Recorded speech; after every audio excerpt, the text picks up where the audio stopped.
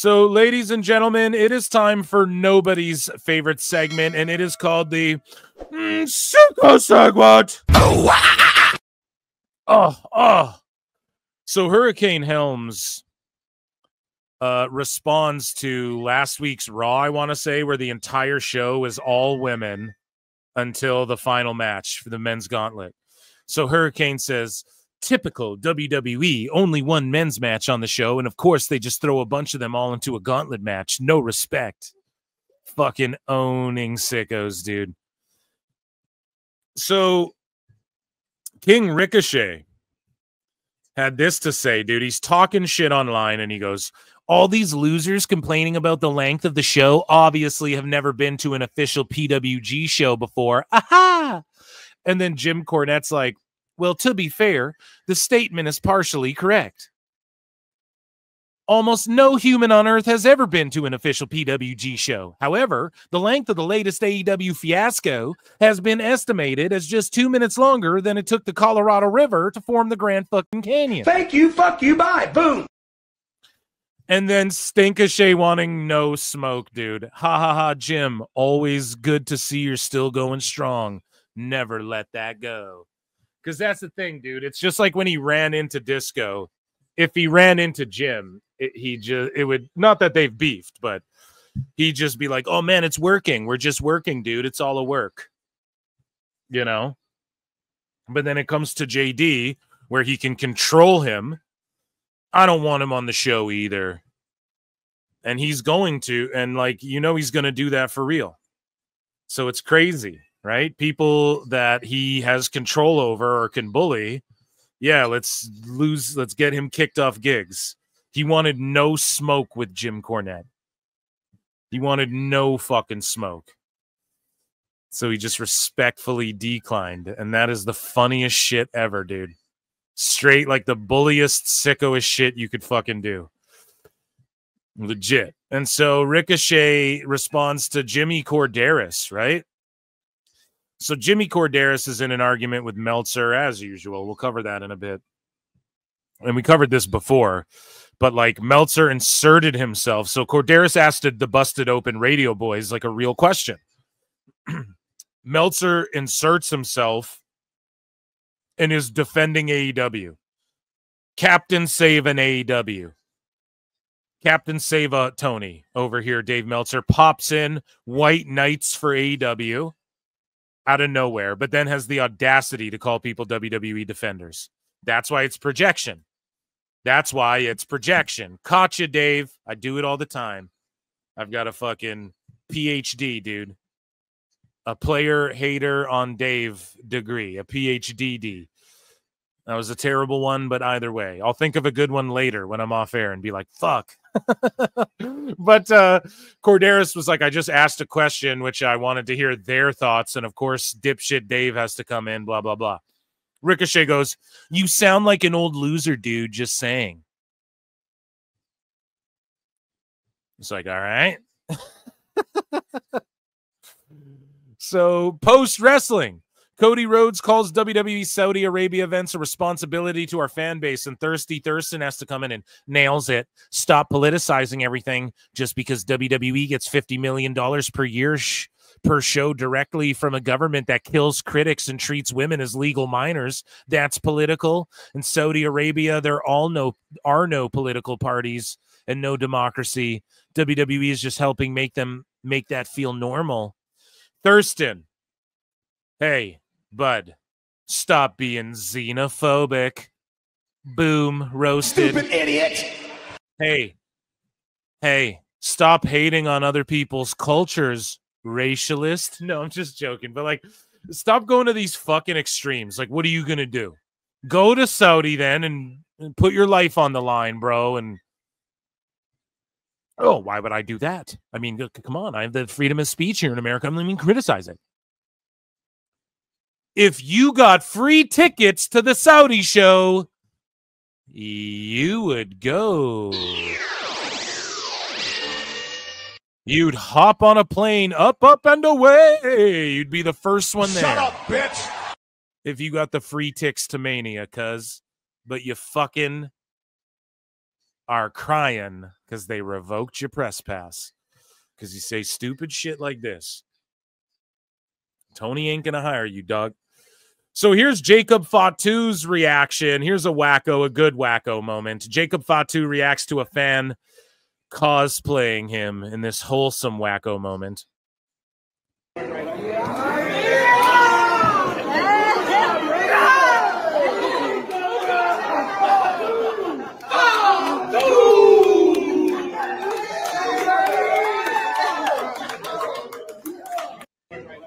Hell yeah.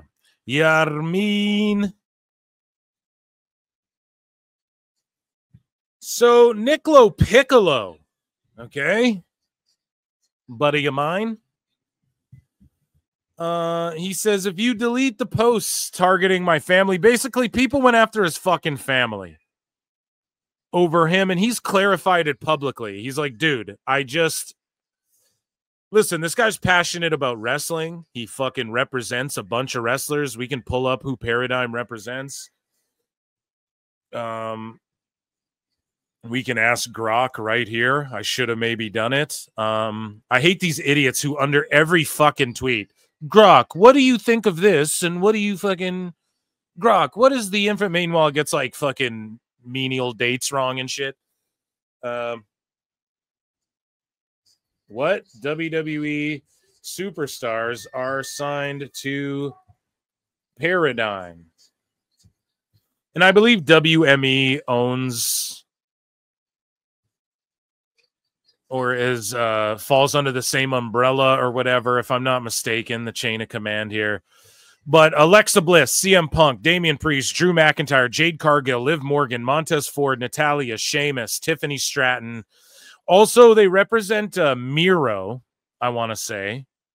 And I think Darby Allin as well, who's an AEW talent, but no other AEW talent besides Darby, I don't think. But yeah, they just like fucking went after his family and all this shit. And then the FBI had to get involved. And like a bunch of these accounts were like created that day to go after him. And then a bunch of them were fucking, a bunch of accounts like just were deleted off the face of the fucking map right away. And, you know, people were targeting his family and accusing him like doxing the wrong person again and all this shit. And, you know, LoPiccolo, man, like he's had a Twitter for years and years and years. You can look when people create their account, and he's chimed in and gone at people before. It's just Meltzer went at him and it blew up into this thing. And then he got attacked by fucking sickos. And that's the thing. Like he's a real Hollywood wheeler and dealer. Okay. We're talking like this guy meets with billionaires and shit. Okay. Like you got to understand, man. He like all these people came at him and then he's like, no, I'm legit, bro. Like you're not going to fucking do this to me and people like my family and shit. And then these accounts, you saw how they fucking just disappeared and like fucking immediately, dude. So that's why, you know, he called them out. And this is like a dude who's not gonna like fuck around with that stuff, you know. And you can just Google this guy. Like I don't know why they're gonna dox like a false guy and be like you're a woman beater and all this shit. It's craziness, man. And so, yeah, shout out Nick. I hope I conveyed that correctly as well. Like, whatever happened, him and people way smarter than any dumb fucks in the IWC were like, wow, that's strange. I just got attacked by like a fucking bot farm, you know? And these people are just like Spurg posting about him. He tagged the FBI, X-Safety, all these fucking accounts. It's just disgusting, man. It's disheartening, you know? So at the last Dynamite show at the Aragon Ballroom, this guy has a shirt that says CM Punk isn't cool anymore. Now, I don't know if this gentleman's necessarily the arbiter of cool. I don't know if a company that did, you know, a show for... They padded the house, right? Let's say 18,000 people. That's what a Raw does. That a Raw that Punk is so cool he can choose to show up to it if he wants to or not. The guy next to this dude is wearing a Punk shirt, right? And whatever, man. Wrestling fans are allowed to, but it's just like, why are you wearing this at an AEW show? And you guys, like, AEW could barely sell out this residency show after their biggest show ever or whatever. So I would wear a shirt like Young Bucks or Moxley isn't cool anymore, bro. Have some self-awareness. Read the room, dog. So Raj Giri was criticizing Dynamite, and Raj is like, I'm not saying they should have booked the United Center, but are there not venues in Chicago that can hold 4K? They can't draw 4K, Raj. They can't do 4K people. And then Ricochet goes, imagine spending your whole day tweeting a company just hoping and praying someone gives you some attention. Here's your attention, dude. Hopefully your self-esteem is higher now. Okay, here's my problem with Ricochet. You spend your whole fucking day tweeting at people, tweeting at a company, whatever the fuck. So, like, what's lamer? It's like when people come and they're like, oh, imagine talking about wrestling, and they come in our chat and do that chat. You guys know what I'm saying, or they come in the comments. It's like, you're talking about a guy talking about wrestling. And I'm not saying what you're doing is lame, but like, how fucking lame is what you're doing then by your logic, you know? Shut the fuck up. So, like, this is so dumb. And yeah, it's like, I get it, Ricochet. You work out. Gym bros are boring fucking dummies 90% of the time. Do you guys have any gym bro friends? They're fucking dummies half the time. They're uninteresting. So you have that going for you. And then you fucking spend your day, besides working out, fucking doing this, you know, like going at Raj and fucking Sickos and going, oh, Jimmy Korderas. Why you want to punch down at Jimmy Korderas, who reffed more important matches than you'll ever have in your career? Why go at him? Just doesn't make sense, man. And then, yeah, Raj got attacked. So, like, around the same time, you know, LoPiccolo's getting attacked. And then Raj, it's happening to him too, but like racially, dude. So people are coming at him, and it's crazy that these people would be racially motivated to attack Raj when they're defending Tony Khan. And as I brought up earlier in the show, I mean, do I have to Google? I just find it inappropriate to be like, what ethnicity is Raj Giri? I mean, he's American, right? I know Tony Khan's American, but like, their parents, I'm sure, come from like a similar part of the world. No, am I off on that, chat? Can someone correct me? Like, why would that be the angle you guys take? It's like when they call WWE fans, oh, you guys are fucking MAGA fans, MAGA wrestling. Okay, so the Khans and the Bucks and Jericho and them don't support MAGA. Like, shut the fuck up, you know? So again, Raj is just showing, like, he showed 100 of these and responded a bunch, but hey, stop tweeting to delete yourself. If not, so this guy, yeah, delete yourself or we'll be waiting for you. What are you going to do? Kill him? Are you sure about that?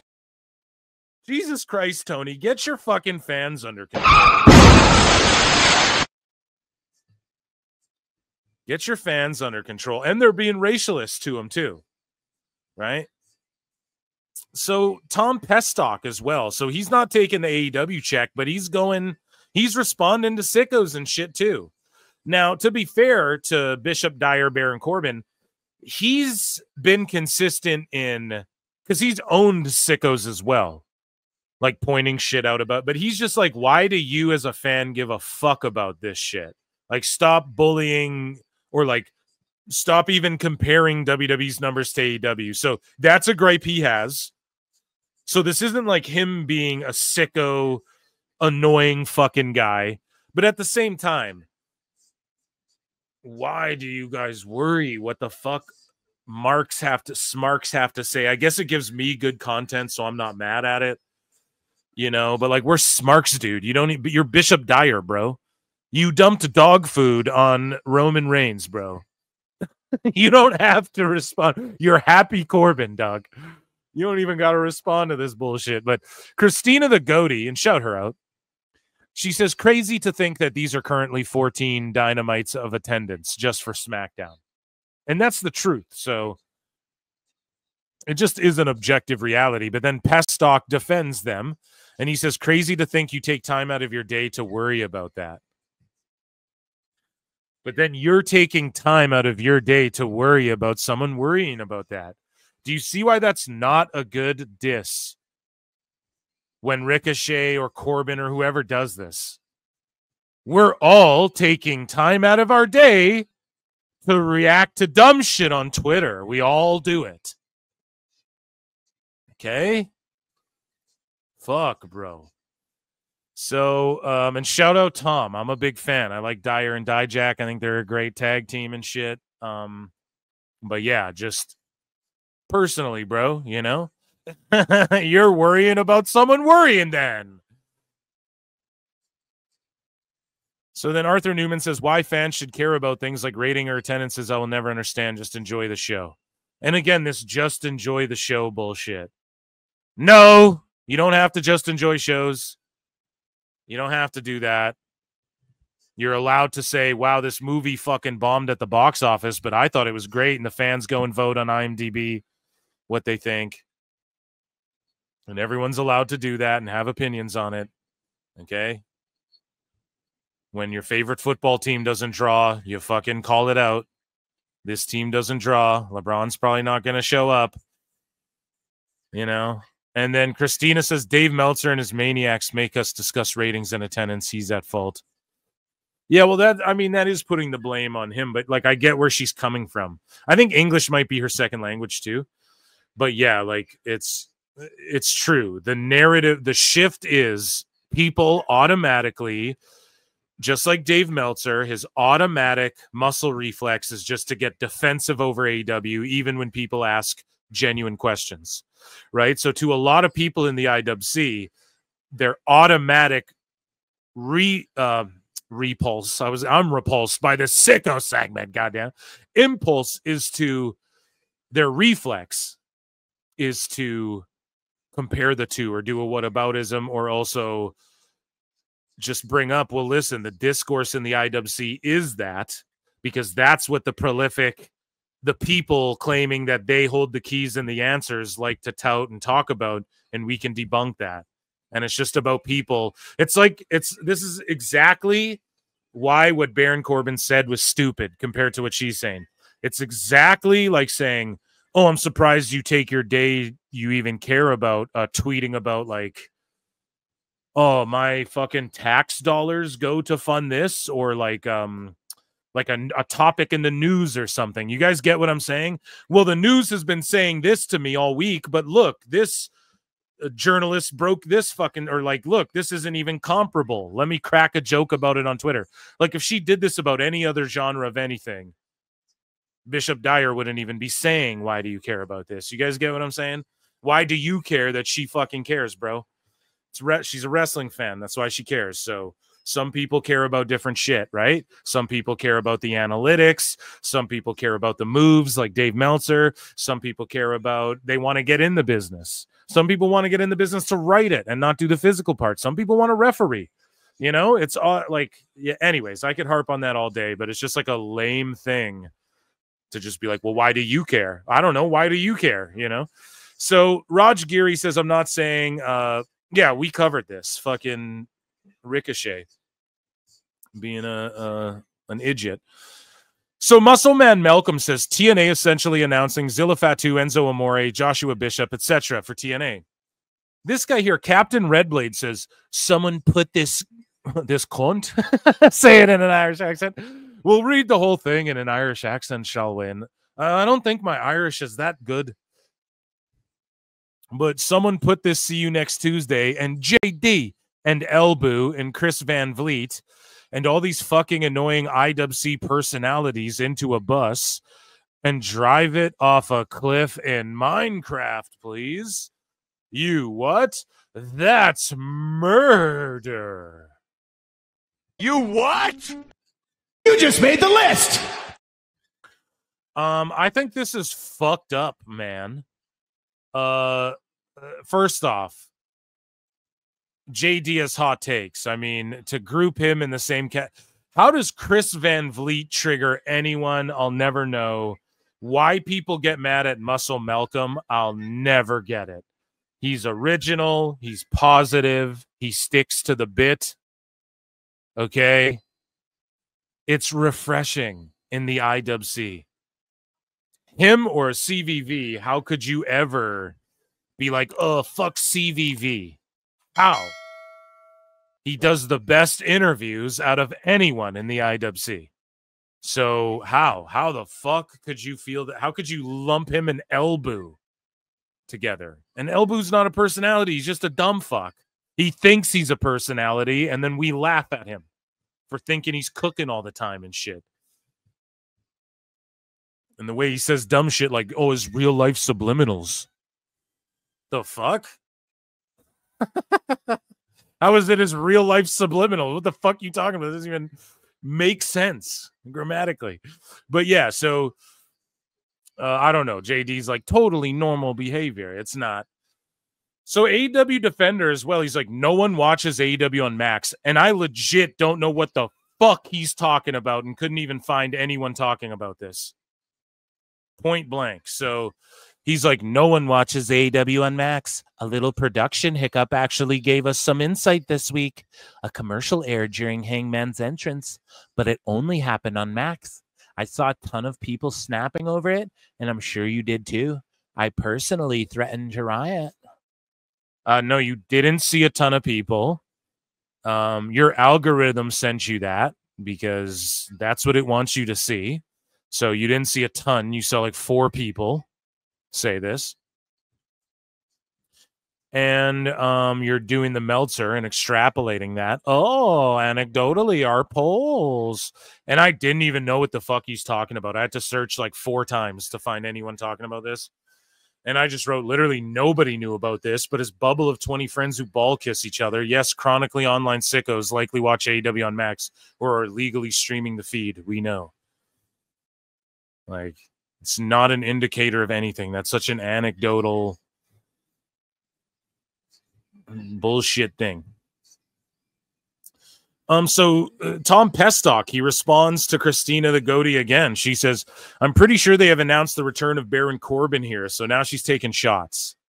Oh, they would have sold out by now. And then Corbin's like, oh, you can stop tagging me. Your 15 minutes are over. You've peaked.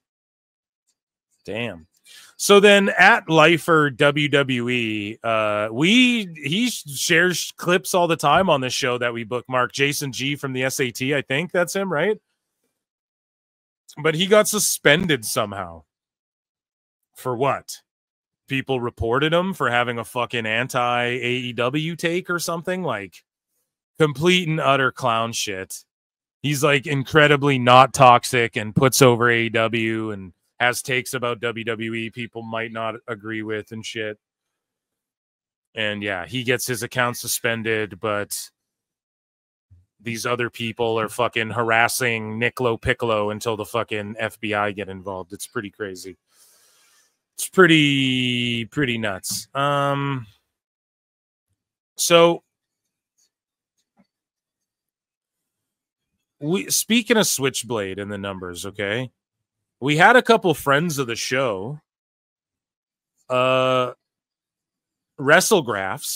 MJ from NJ, and Evil Dose going back and forth with Switchblade 97. Now, this is a sicko wacko war, I guess, portion of the show. Now, Switchblade is cooking. Okay, he's the most like on point with this shit of anyone. Just for me, hey, I just kind of look and I just look at everything. I kind of assess, and then I make my judgment. Now, I will give Dose and Switchblade this. They're super respectful. And throughout the whole time, this debate, all it did was shed clarity on some of this stuff and added a lot of much needed context. And I implore every AEW fan who doesn't understand the max ratings and shit to read this debate here, this back and forth. So Dave Meltzer says, we don't know. Low end estimate, 885K. High end, 1.1 million. Right? Because they're asking what were the Dynamite numbers, including Max, after they just did an abysmal fucking number, right? So Dave's like 1.1 million, Brian, just lying. So then Dose Evil says, based on David Zaslav, about, he spelled Zaslav wrong, about 164K, above 588K. Assuming not part of the sports is not a strong driver remark. So then Switchblade says that's not what Zaslav said. He said that 35% of all Max viewing. Now, this is really good context here, okay? He said that 35% of all Max viewing is content from linear channels being spun off. That is the question he answered. You misunderstood it the wrong way around. Dose says, I heard the quote and misunderstood nothing. We come to find out, I think he did misunderstand it. But Switchblade says, you absolutely misunderstood. He was referring to a specific question asked, which was what percentage of viewing on Max is from content on channels being spun off? The answer to that was 25%. So Switchblade botched above and said 35. He meant to say 25, but he corrects here. 25. He didn't say Max makes up 25% of the linear content. So I tried to explain this on my show when we were going over this, and I probably butchered it. I think I did a good fucking job, right? But Switchblade is able to explain this better. So he goes, he didn't say Max makes up 25% of the linear content viewing like you have wrongly understood. And then Dose just says, nope. No, Dose, I think he's right. I think Switchblade is right. So then Switchblade quotes this and he says, these are exact quotes. What percent of viewership on Max is from content on channels being spun off? Zaslav said, on the question about percentage of viewership on HBO Max in the US, it's about 25%. He actually answers it clearly. So then Doe says, that's exactly what I passed on. He wasn't even talking about wrestling. He was talking about regular shows like White Lotus or House of Dragon. The Max viewers is about 25% of the total. Maybe you don't understand American English. Oh, shots fired. No, Dose, that's not what he was saying. And Switchblade says, no, that's not correct. 25% of Max viewership is coming from content on linear channel. You flipped it backwards. Max viewers for stuff like White Lotus or House of Dragon is like 80% or something. And then Doe says, you have it backwards. Max is the least watched streaming service in the USA. HBO is the most popular premium cable channel. Most HBO viewers still view those programs as appointment TV or use DVRs. Now, Switchblade comes with the paperwork, man. And this is where it sort of concedes.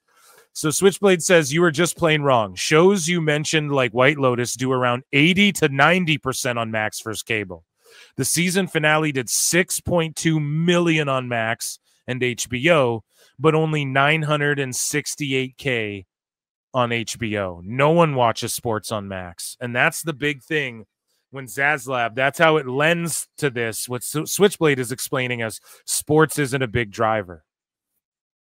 So Switchblade says you misunderstood Zaslav. Stuff like White Lotus and AEW is 25% of Max viewership. And then, he explains it. I'm not going to try and explain it, but again, because I'll butcher it. But here we go. He drops the actual numbers. Like he has it right here. And even the key demo, the 18 to 49, the 25 to 54, which is their key demo. That we have it here in Variety, you know. A 30% improvement on the previous series, Brian.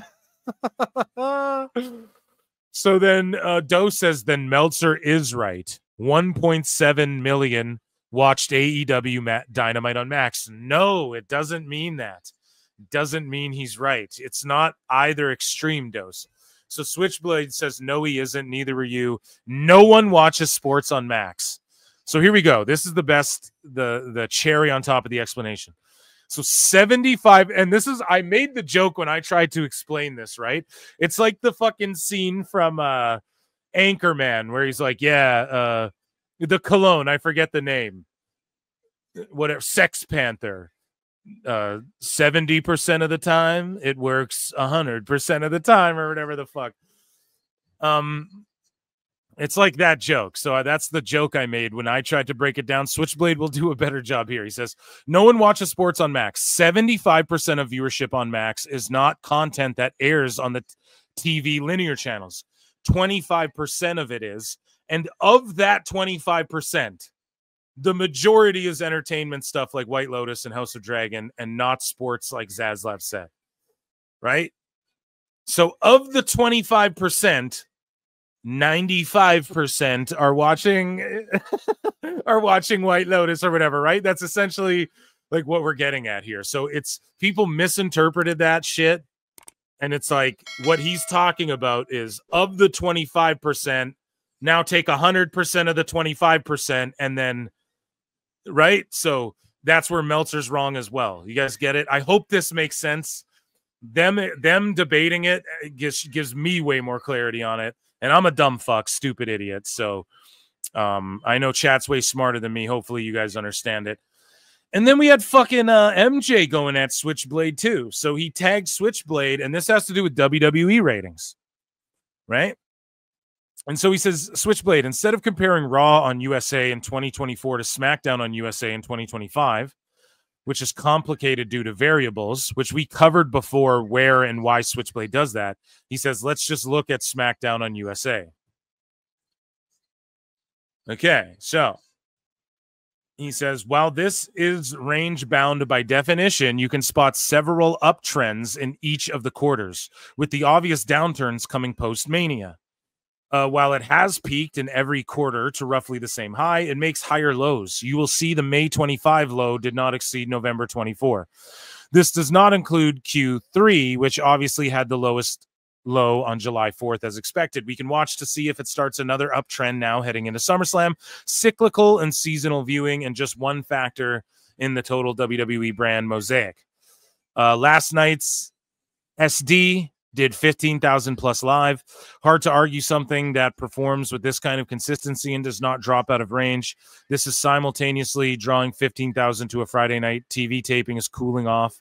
Perhaps you or Raj Giri have alt data he'd like to share. And this is nonpartisan. You will recall a few weeks ago when I pointed out before Tony Khan that AEW was an uptrend dating back to Q4 24, even if it was considerably down year over year. We will have to wait until SEP to see if SmackDown on USA maintains its range. Same with AEW. I'm still waiting on my thank you from Tony Khan for giving him the idea to make a graph to explain putting his foot in his mouth. So Switchblade says, but you yourself said it's cyclical. He did. The whole point is trying to factor that out. Q4 is a dead period for WWE traditionally. The point was comparing the post-Mania dip this year, and it is nearly double compared in the best case scenario in multiple more in the worst case. And he says, MJ says, what is nearly double? Raw to SmackDown? That's pretty far out on the curve for comparison purposes. Is it like to like comparisons or interpretive? And then Switchblade says the dip post Mania is nearly double in the best case scenario, removing post Raw, Mania, and SmackDown. They dipped 6% for 2.4 and 11 for 2.5. SmackDown versus SmackDown? No, SmackDown on USA compared to Raw on USA the previous year. The best like for like data we have. And then WrestleGraph says that's two different shows, not really like to like. Only one of them is even linear, and one was on broadcast last year. Monday versus Friday, not very alike at all. Just WWE shows. So when Switchblade says, no, SmackDown pre-Mania is down compared to SmackDown post-Mania. Same show, same station, same day, down 10% in 10 weeks. How is that not cooling off? Don't say post-Mania dip is normal, because remember you said if you have to factor out cyclicality, there's one for you, for your dictionaries. So let's not factor it out. And MJ says you wanted to factor it out to say it's cooling off. I told you it's normal as fuck a day ago. A 10% drop post the hottest period of the year forever isn't cooling off while they still drive 10,000 plus to weekly TV and 50,000 to PLEs at elevated prices.